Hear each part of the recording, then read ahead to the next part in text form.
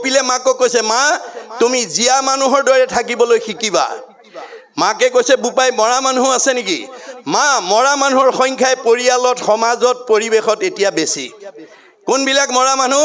সাধুৰ সংগে কৃষ্ণ কথা নুশুনে যি নৰ, জীৱন্ততে মৰা সিটো অধম পামৰ। কপিল প্ৰভুৱে নিজ মুখেদি কৈছে, আজিৰ দৰে সাধুৰ সংগলৈ 4 দিনীয়া কাৰ্যসূচী লৈ যি মানুহে মন ভাল লগা ঠাইলৈ নাহে, সি মন বেয়া লগা ঠাইতে থাকিব লাগিব। ভগৱানৰ সৃষ্টিত দুটা, এটা পোহৰ, এটা আন্ধাৰ, এটা দিন, এটা ৰাতি, এটা ভাল, এটা বেয়া, এটা সুখ, এটা দুখ, এটা ভক্তি, এটা মায়া। তত্ত্ববতুম দুটাৰ ওপৰতে আমাৰ জীৱক লৈ আনন্দ কৰি আছে। ভাল কথা শুনিবলৈ নহা মানুহে বেয়া কথাই শুনিব লাগিব। বেয়া কথা শুনা মানুহৰ মন সদায় বেয়াই লাগি থাকিব। যাৰ মনটো সদায় বেয়া লাগি থাকে সি জীয়াতে মৰা। মাকে ক'লে, বোপাই জীয়া মানুহ হ'বলৈ কি কৰিব লাগিব? মা মোৰ শুনিৰ মল কথা কহন্ত শুনন্ত।